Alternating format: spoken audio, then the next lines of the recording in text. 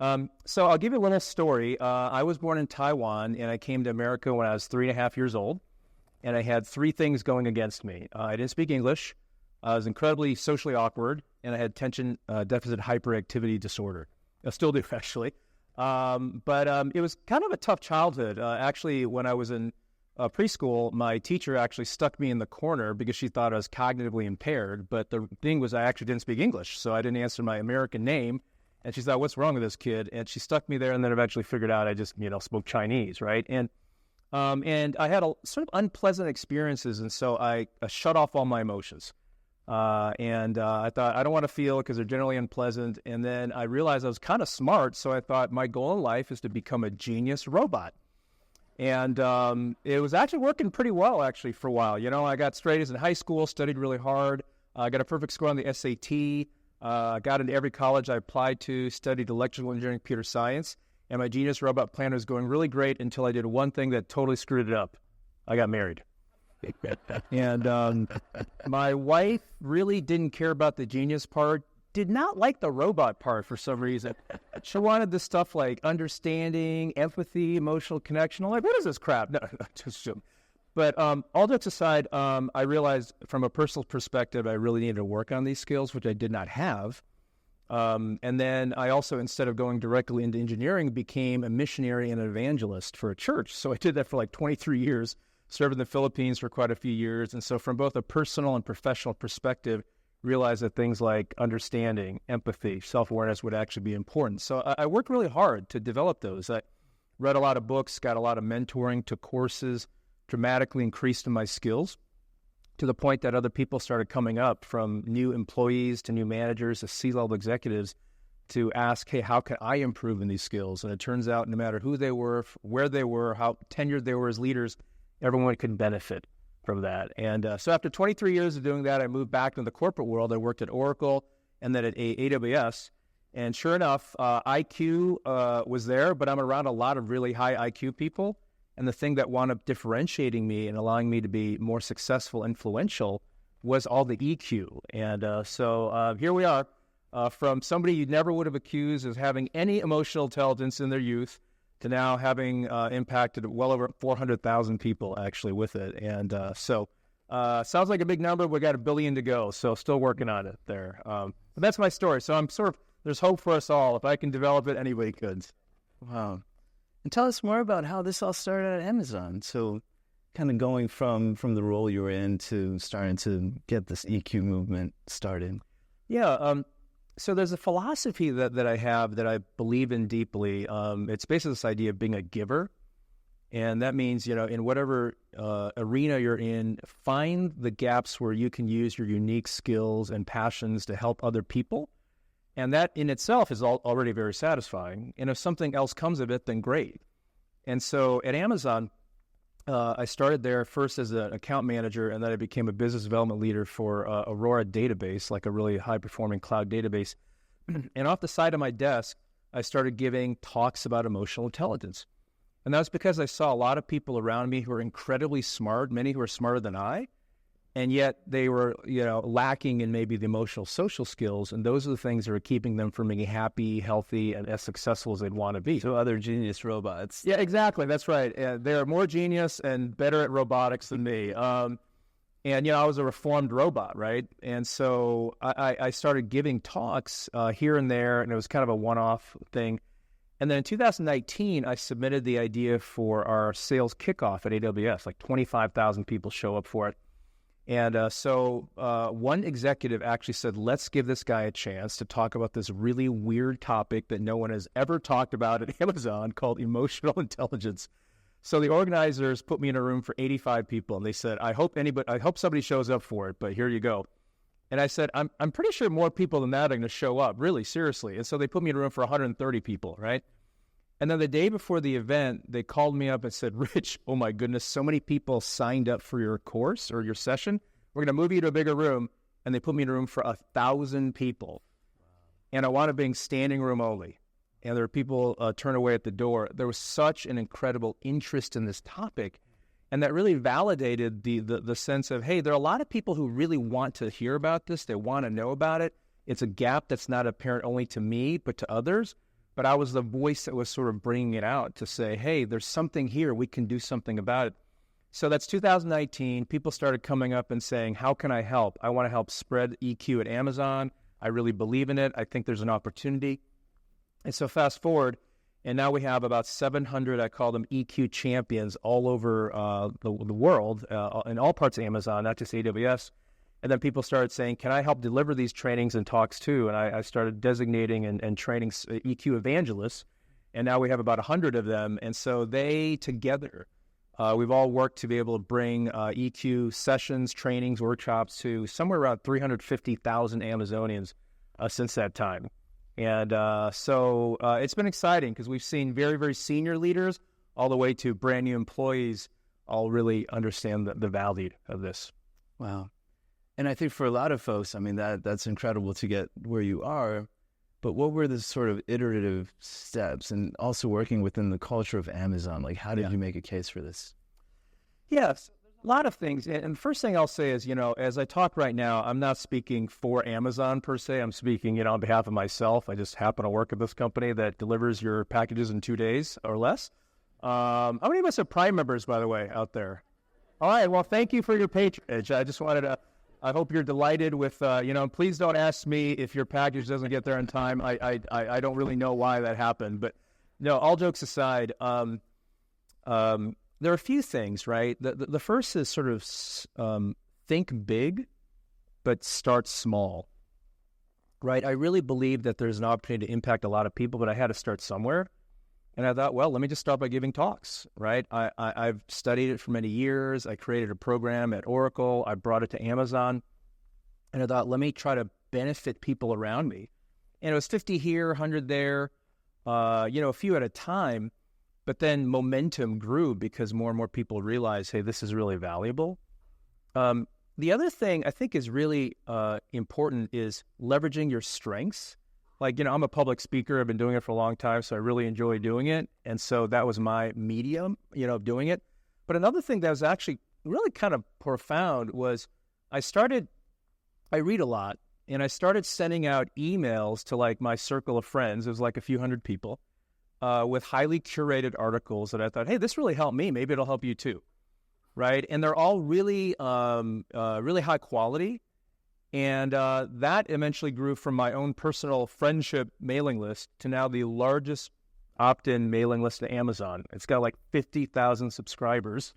And it just kind of grew. People forward it to their friends, their managers, their VP. People sign up their entire organization. So that it grew. And if you provide quality content that helps people be happier, healthier, more successful, I find that people, they go after it. They want to take it on, and they want to participate. And it's sort of a daily nudge. So I went from a couple times a week, now it's every day. And there are people who have told me, Rich, I work at Amazon, and the biggest perk of working here is getting your email every day, even though it's not even an official perk. I literally just said it like out of the goodness of my heart, right? And so it's really wonderful to see that. I think the other thing that's really important also is empathy, right? I'm not the first person to try to bring these skills to Amazon, but I've been able to, with my colleagues, do something pretty amazing because we really thought, okay, what's the culture already like?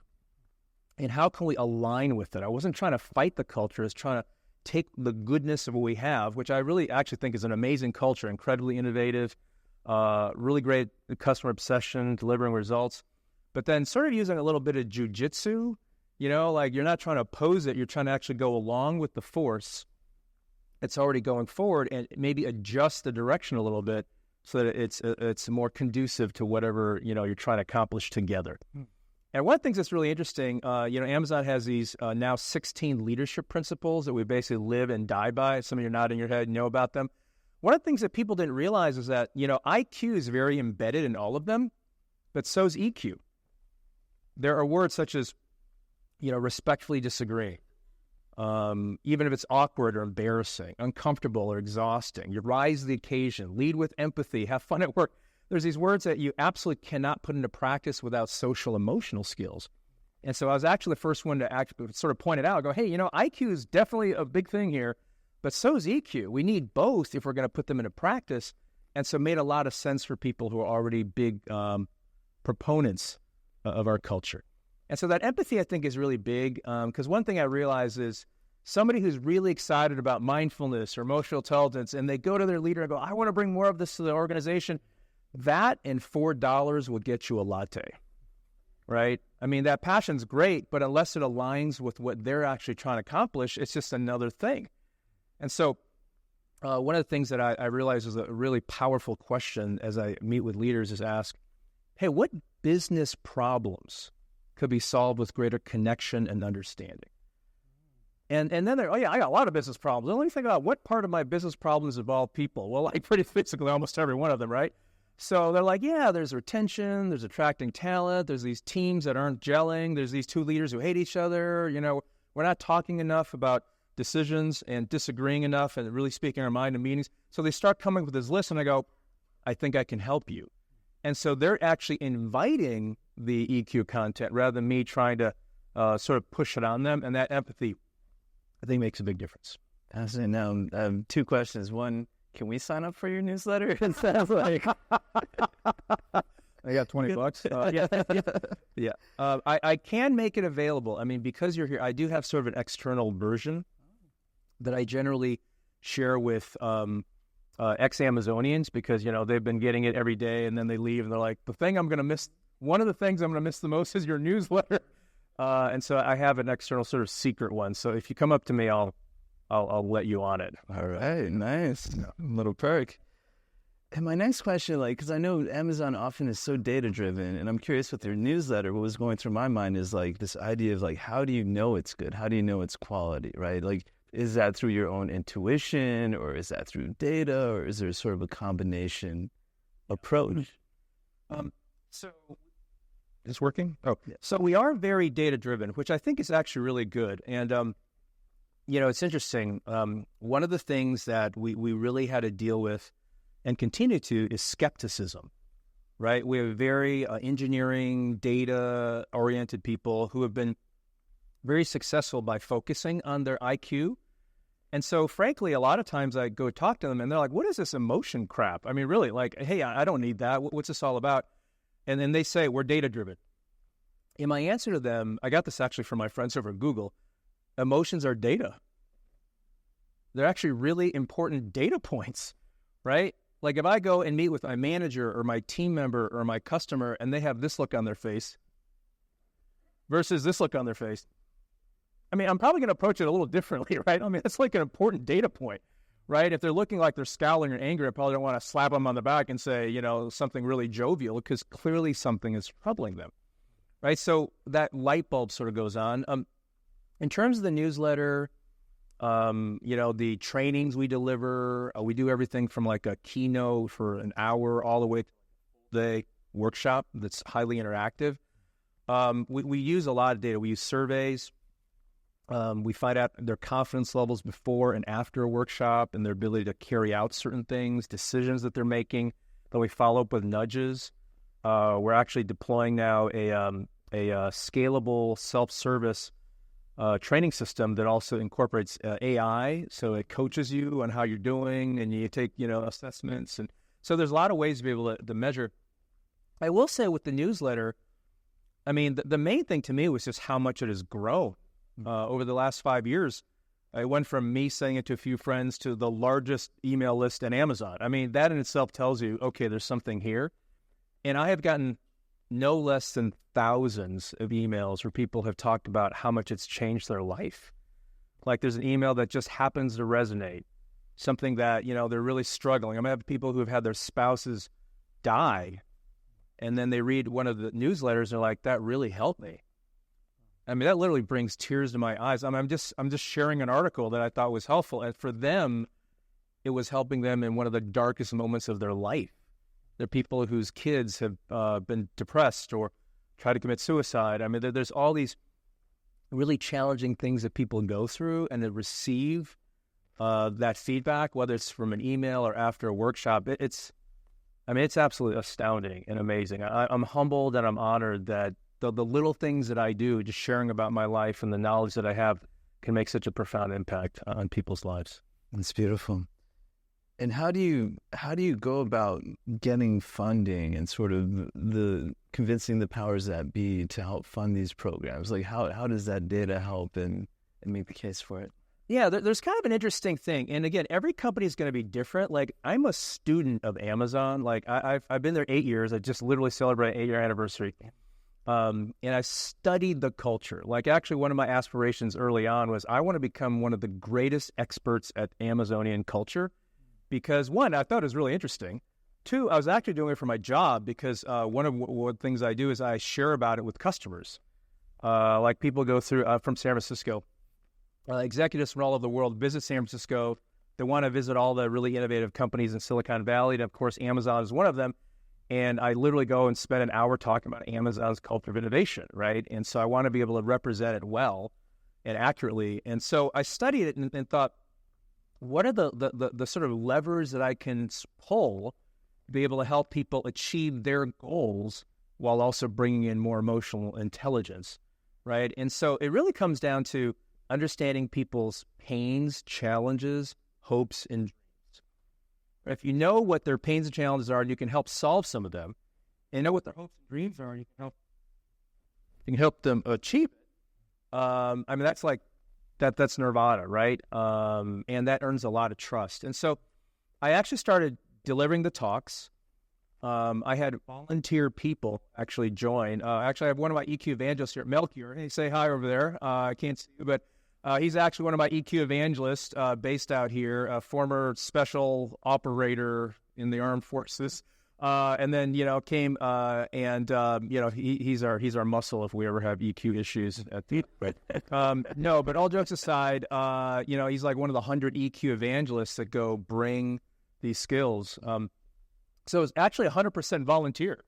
So we got no funding. It was just people are really passionate about doing it.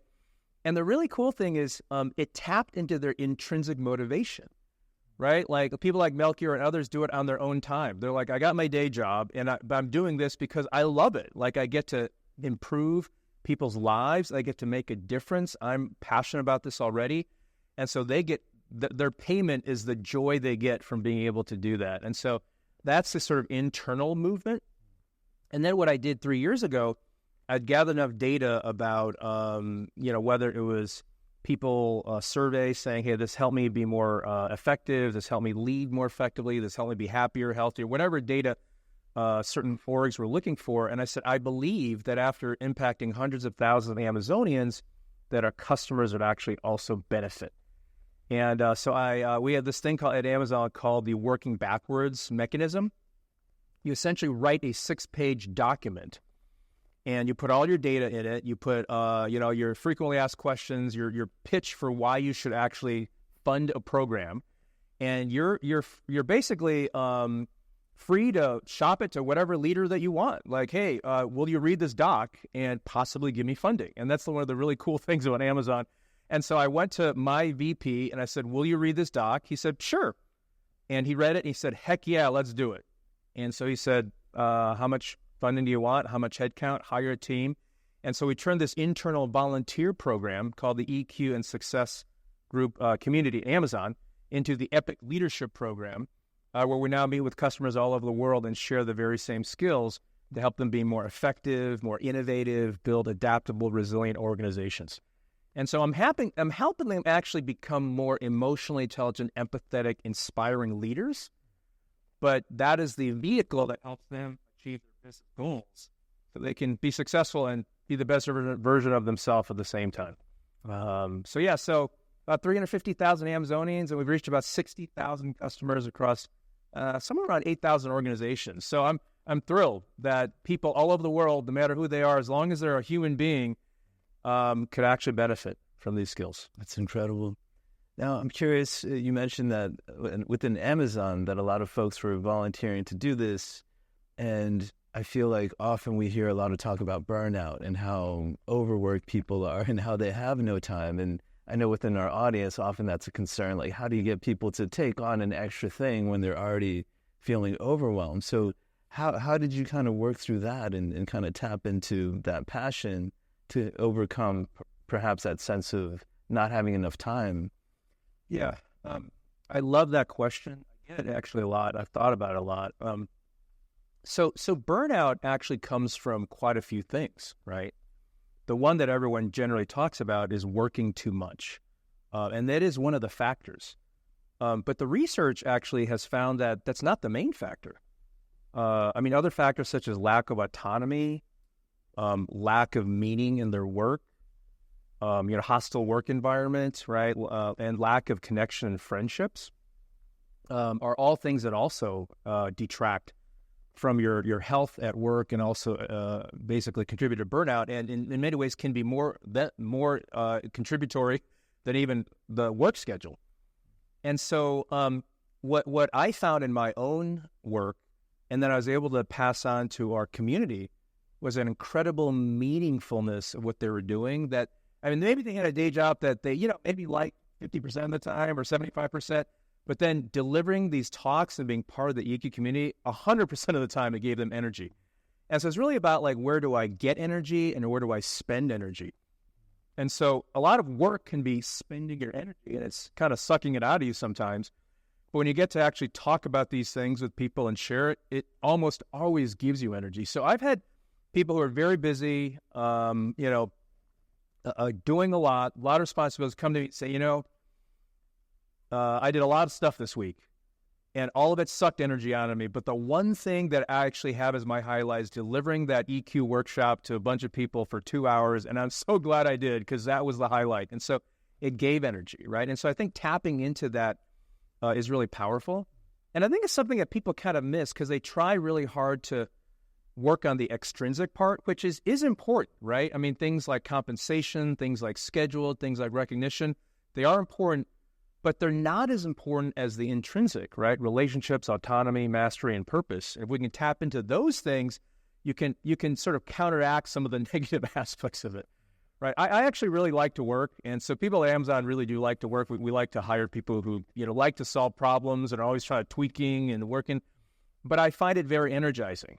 My wife does kind of help balance me a little bit, like, hey, stop working, let's relax. And so she's a voice of reason sometimes. But I do find a lot of energy, and a lot of the volunteers do that as well. Wonderful. And what would you say is sort of like the path for someone who might get involved at Amazon? So is there sort of, it sounded like there's evangelists, there's people that might go to a 1-hour introductory session, there might be sort of self-guided things. So what's sort of like the pathway or the journey that folks might go through? Yeah. And so, again, everybody, needs to kind of figure out what their culture is like in their company and figure it out. But the way that we kind of, and this wasn't like some grand design. This literally just kind of happened over time. The original path was Rich Hua going around talking about this weird topic of EQ, and hopefully somebody will listen, right? And one note I do want to say is, whatever we do, it is important to earn trust. Earn trust through empathy, meaning, okay, I'm actually understanding what your pains and challenges, hopes and dreams are, and try to meet those. I'm not just talking about something I'm excited about. But the other thing is that it's high quality, right? If you go out there and deliver a talk or write an article, it's not that great, then you're going to lose trust, right? And in Amazon, we have a very high, insist on the highest standards. And so I went, and by the way, that talk that I gave at SCO, Sales Kickoff, was the highest attended and highest rated session. And then I did another one at our tech summit, and that wound up being the highest rated session also. And that got the attention of leaders like, oh, what is this? Like, why is that the highest rated session? This weird topic that's not technical. And so it was influencing and earning trust, right? It had not been, I don't think it would have gotten the traction that it did. So it is important to, and the articles are all, I feel like, hey, they're really good. I really enjoy them myself, and so likely others will. So that idea of earning trust is important. But with the community, it's the 70,000 people. You basically join by signing up for the email newsletter, joining the Slack channel, and then attending events that we have. We'll have these monthly events where we bring in a luminary like Mark Brackett to come and talk. Thousands of people attend. They're like, this is amazing. And so they participate in the community, right? And they share things on Slack and all that. And then the smaller circle is the EQ champions. Those are people who are passionate about developing and spreading emotional intelligence in some way, shape, or form, right? They might bring it to their team. They might bring it to their organization. They may not deliver talks, but they're like, I'm gonna try to share this. It might be as simple as sharing an email that I send out on a weekly basis. I do it every day, but they may send it out every week to their org, right? I'm just evangelizing and bringing more others. I'm championing it, rather. So that's about 700 people. And then we have a more sort of elite group of 100 that are the EQ evangelists, and they go through a pretty rigorous process of learning the content, getting coaching, doing shadowing, reverse shadowing, so that we, again, make sure that the quality is really high. And then once they're certified, we go deploy them, go do your thing. And we built a system where people all over Amazon can request a session. And so it's constantly going. Like you go through this intake, you request it, and then we allocate it to one of the evangelists to go deliver. Very cool. This is an internal certification process? Yes, it is. It's internal. And what we've done now is actually, now that we've done it with customers, we're now certifying people outside. So we're building this, we call it Epic Leadership Ambassador Community, where people are like, hey, if you want to bring this to your organization and you're going to exert influence and really be dedicated to it, then we'll give you resources that can help you be able to share this. So we have a partner, a big tech company called Splunk, where they're really into it. And so we basically said, hey, we'll certify a bunch of you to deliver these workshops. And so several people did, actually about 9 of them. And now they're taking it to hundreds, actually thousands of people across their organization. So it's really cool. We started Amazon, but now we're sharing it with others. And if they're willing, they can bring it to their people as well. Awesome. Now, we do have an audience that cares a whole lot about mindfulness and compassion. I'm curious, how do those play into the training and into the process?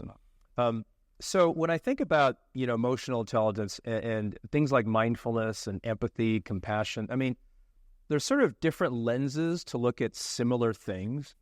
And, we when you think about emotional intelligence, right, I mean, self-awareness is really the beginning. It's the foundation. And so you need presence. You need attentiveness. You need mindfulness. You call it what you will, but you need to be aware of yourself, what's happening, and the people around you. And we call that the beginning. And so we do things like breathing exercises. Not everyone's going to be into meditation or different things. So they're like, hey, whatever works for you. But we definitely teach, at the very least, breathing. And box breathing is pretty popular, just because it's sort of well-known because, the Navy SEALs have popularized it. I'll tell you one cool story. So we've shared this with hundreds of thousands of people, and that's probably the single most popular technique people use, and it sort of gets them at least moving into that realm because it's so easy to do, right? And I had a friend who leads enterprise sales for India, and he's also an EQ evangelist, but he told me, Rich, I used to take aspirins multiple times a month because I'd get these tension headaches and, work stress, right? And then I learned breathing, and, I haven't taken aspirin over a year. I use that instead. And then I talk about how these breathing exercises will actually help you sleep better, right? Activates the parasympathetic nervous system, all that, right? And so I shared it at our big AWS reInvent conference last year. And then a lady who was a senior executive at a company came up to me the day after because she saw me. She says, hey, Rich, I learned that breathing exercise, and I used it before going to bed last night and had the best sleep I've had in 6 months. You've changed my life. I'm like, oh, well, thank you. So, it's just bringing more of those skills and just the awareness. And we have really cool things at Amazon that are specifically more around mindfulness. Melchior actually does something like that. We have others who have done Search Inside Yourself and other mindfulness practices. And so there's a lot of communities that people can join in if they want to dive deeper into those skills in particular. So I say self-awareness is the beginning. And then when you put it all together, it comes out as compassion. That you have to be self-aware and self-regulatory. And then you also have to have empathy and understand, what other people's perspectives are. Then you need to know what to do about it, right? Respond to it and influence in a positive way. And that's sort of empathy in action, right? Compassion. So a compassionate leader is the most effective. It is that epic leader. It is that level 5, that Jim Collins would call. And so that's how it all comes together. And one note I will make is that a lot of people don't understand that, being an empathetic leader or a compassionate leader and being a leader that delivers results and insists on the high standards, they don't see how that can actually be congruent with each other. And I talk a lot about how they're not mutually exclusive, right? They're on two different dimensions. Like you can actually care and also have high expectations, but it takes more skill, right? And so most people default to the just have high expectations, right? I'm going to be a hard nut. That's a little easier than being a caring person. And there is a bit of a myth that if I become caring, that I'm going to be taken advantage of, or I lower my standards, or somehow I don't do well in my business. And I really try to bring the data to help them realize that's just not true, right? The most effective leaders actually really do care, and you just have to be able to understand the skill set, to be able to do that. I do imagine Amazon can be a very fast-paced environment, and sometimes within it's fast-paced sometimes, every once in a while. Yeah. Every once in a while, especially when you have an AI kind of a boom happening. Yeah. But are there opportunities to get folks to consider slowing down and taking pauses and sort of finding the ability to work in those breaks to do these practices? Yeah, it's not only an opportunity, it's absolutely something that I and our EQ evangelists and really good leaders do advocate. There's an article I shared fairly recently in my email list, and it was basically why managers should tell their employees to slow down more often. And it was actually about the benefits of it.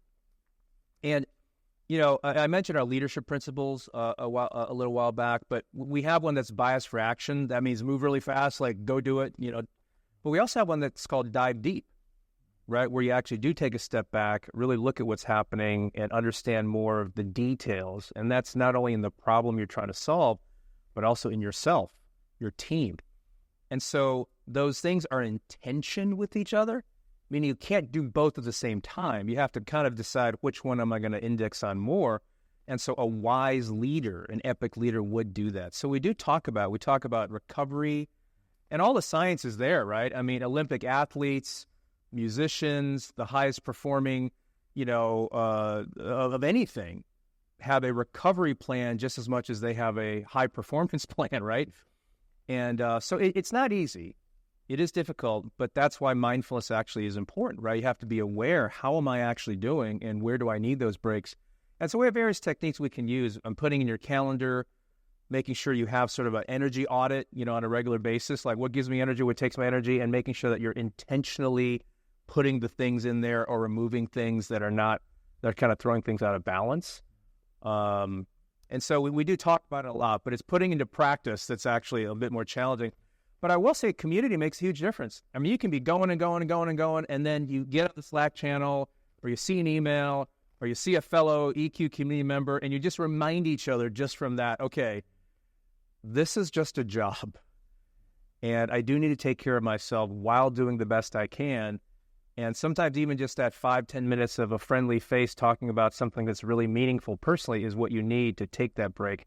And so I'm grateful that we can actually provide that for a lot of people. Fantastic. Now, one question I love is what are some mistakes that you've made that people could learn from, or what advice would you have for folks, like things to avoid? Because it's wonderful to talk about all the success, but sometimes it's in those mistakes that we learn the most. Yeah. There have been many. I mean, all of this has been a grand experiment, right? And I will say, like, even the thing with the email was I started sending it out, and somebody else gave me the idea. Hey, why don't you start an email list? I think more people would actually want to be part of it, right? The Slack channel. I was like, I don't know if anybody's going to be on a Slack channel. Who knows? I mean, they're a little annoying, and I never really check mine. I'm kind of always missing stuff. But somebody said, no, why don't you create one? Try it out. And I did. Now it's got 15,000 people on it. And it just kind of blew up, right? I'm like, whoa, okay. So I hadn't even thought about those, and I didn't think they would work, but you just don't know until you try it. And in Amazon vernacular, we call that a two-way door, right? It's reversible. If you do it, it doesn't work, not a big deal, right? I mean, that's an experiment. Try something else. And so trying things, experimenting, and if it doesn't work, it's not even really a failure. It's just we learned something from our experiment, right? One of the things that was kind of a really interesting thing I learned was on empathy, right? Like what works for different people. Like I'm an extrovert, and so I'm really into engaging and talking to people and all that. And we would do these workshops, and a lot of them were engineering leaders, right? And so they're a little more on the introverted side. And so we were doing some of these workshops, and the first several, we kind of got lower than expected scores on our customer satisfaction. Like, what? They didn't like it? Like, what happened? And we dove deep into the data, and we found out that they actually wanted less sort of social interaction time and more reflection time. That we kind of had them, they learn something, then they go talk to each other and do this and do that. And because they were more sort of thinking, processing people, they actually wanted more, can I just reflect a bit and get a little quiet time? And so it was a miss, because we'd been doing it with salespeople too, who have no problem gapping it up with each other all the time, and they loved it. And so we're like, oh, okay, even with our workshops, it's different strokes for different folks, and we need to have more empathy for how they're doing. So those are definitely learnings. I mean, wasn't a failure per se, like, oh, it was terrible, but it's like, wow, we failed to have empathy for how they learn, how they ingest. And one thing I will say is this is, anybody can do it, and it may not be at the scale of I mean, we have 1.6 million employees, so the numbers sound large because we have a really, really large company.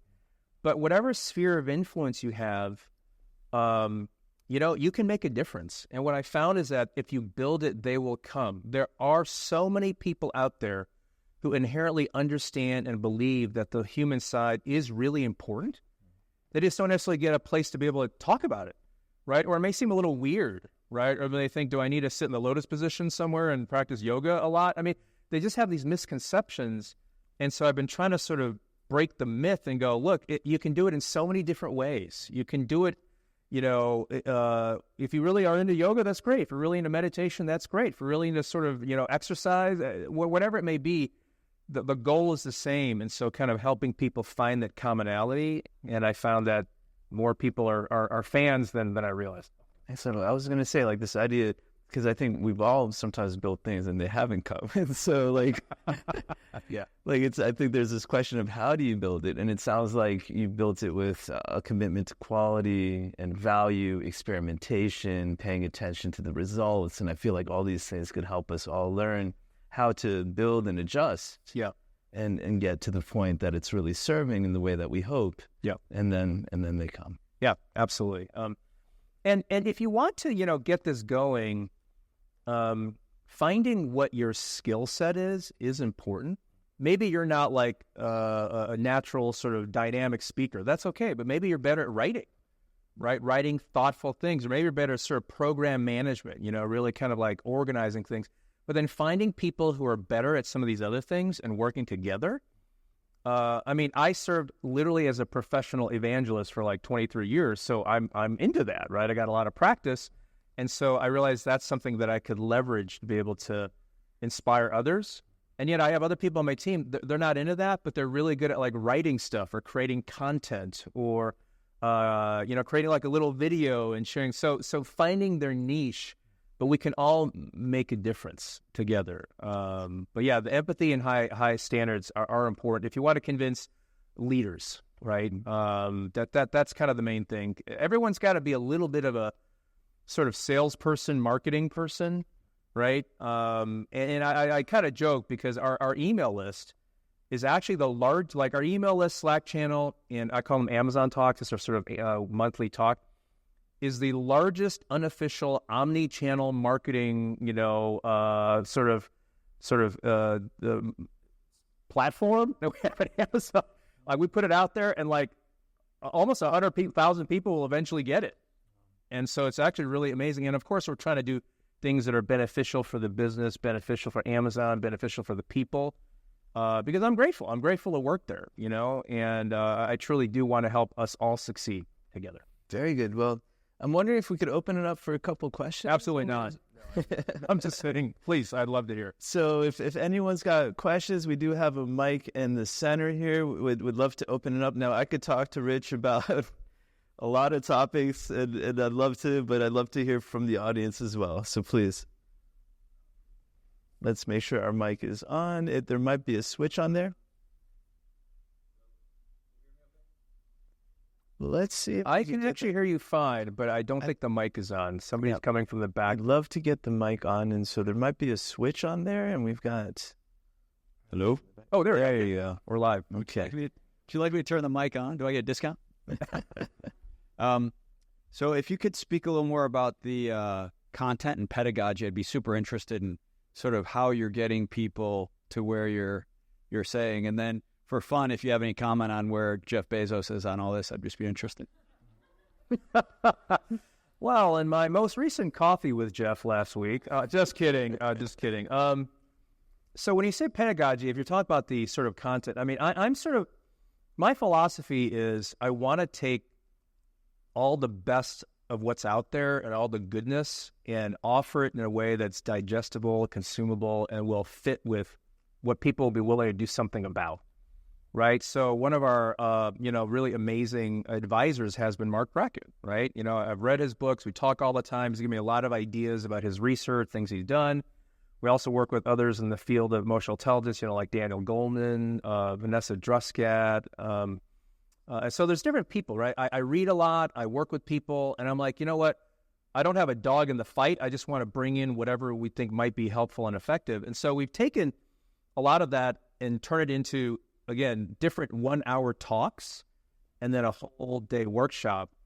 And it's been very geared towards sort of this very sort of tech corporate, type of environment to help people be happier, healthier, and more successful, right? And we're constantly iterating. That's one of the things we believe in. It's always day one. That's our motto, right? We're always starting, always evolving, always learning. And so we're constantly revising things as new research comes in, new data, new ideas. And so the framework is, again, it's the basic, hey, self-awareness, self-management, social awareness, relationship management.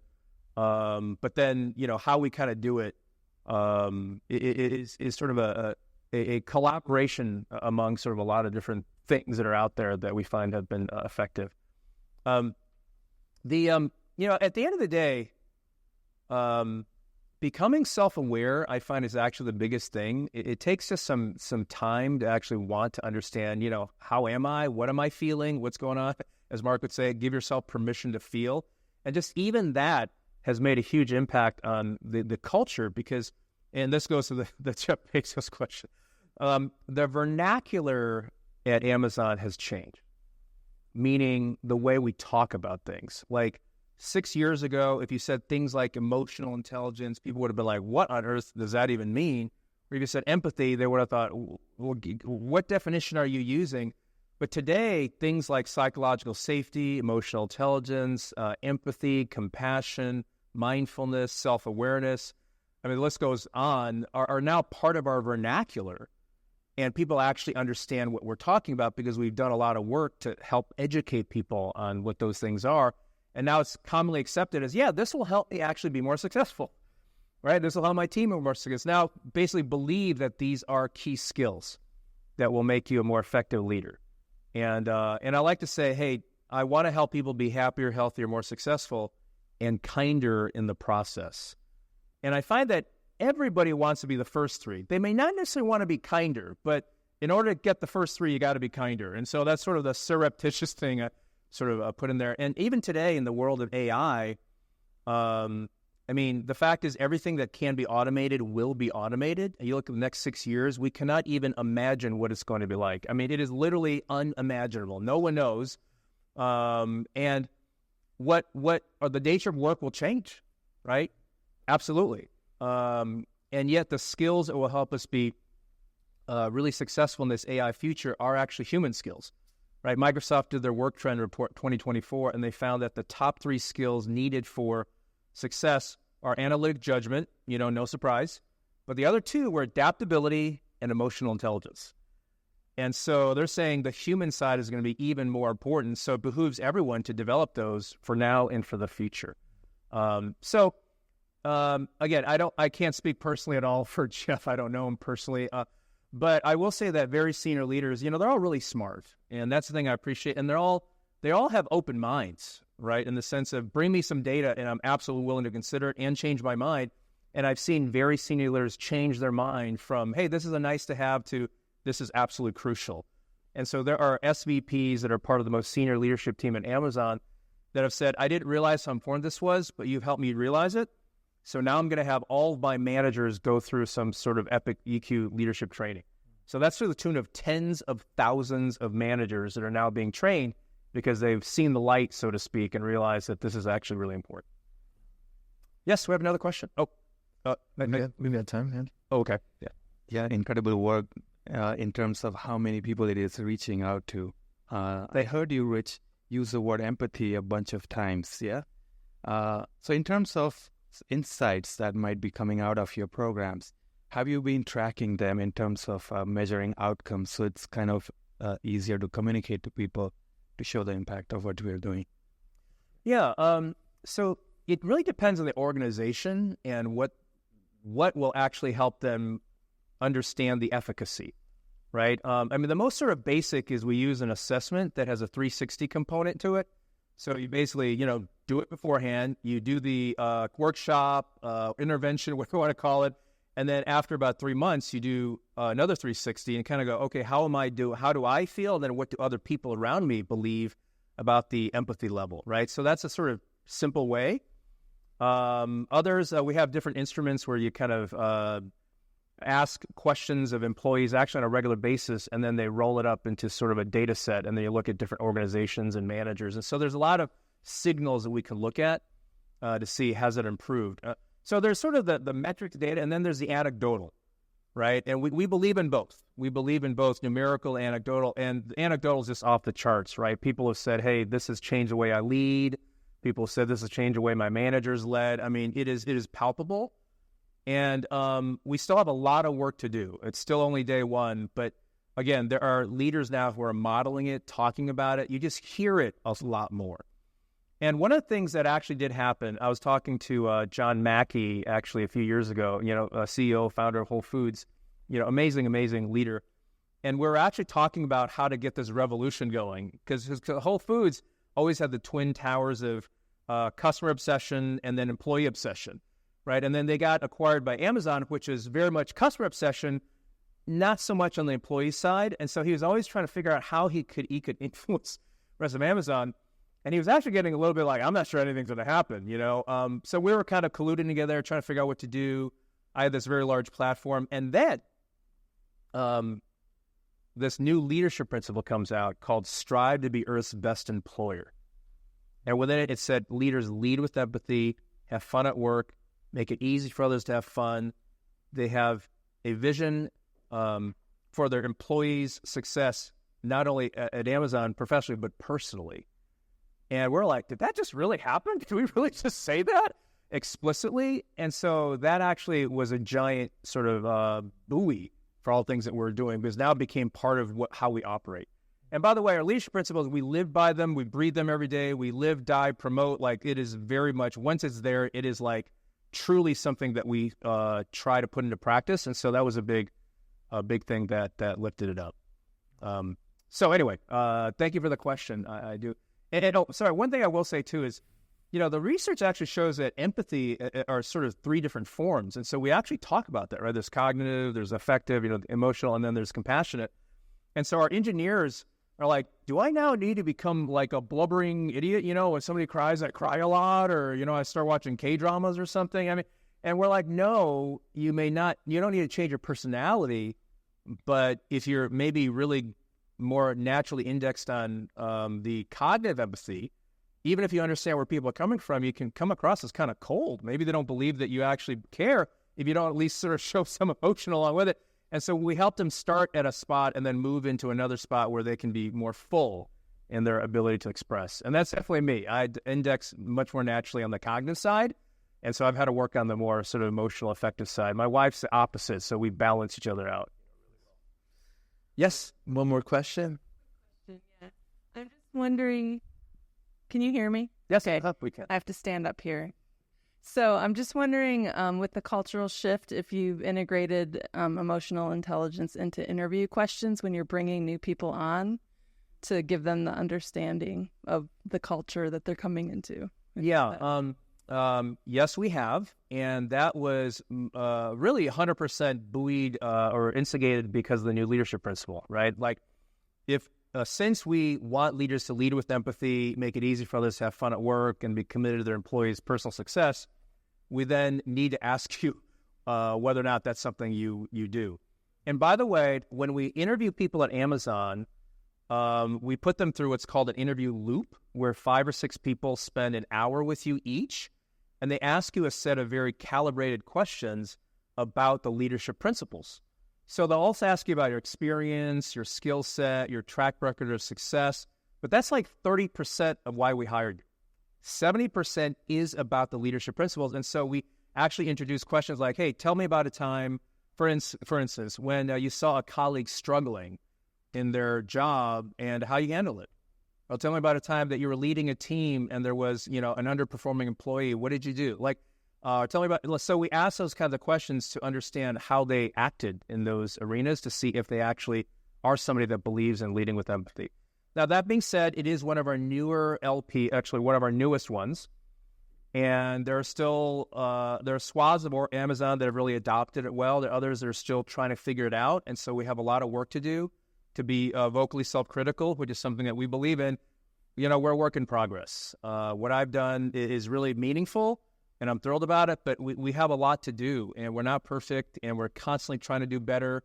Not all our decisions are going to be great, but, we do the best we can, and I'm actually really encouraged that very senior people who are very thoughtful are willing to listen and are also willing to disconfirm their beliefs if they get new data that shows it's wrong. So I'm thrilled to be able to work in an amazing company and be able to share whatever we learn with the rest of the world. Awesome. And one final question to wrap us up. What is your ultimate goal or vision? My ultimate goal and vision is to bring emotion skills to 1 billion people, to help them be happier, healthier, kinder, and more successful at life in the ways that we would holistically want to define success. Right? And we need to do it through technology because you can't get to that number without it. And so melding emotional intelligence with technology is part of making that happen.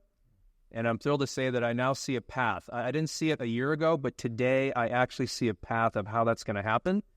And you will all be hearing more about it in the days to come. It's pretty exciting. Wow. I'd love to talk about AI as well, but we'll save that to another conversation. All right, guys. Thank you, Mark, again for making this introduction, and wonderful, Rich. Thank you.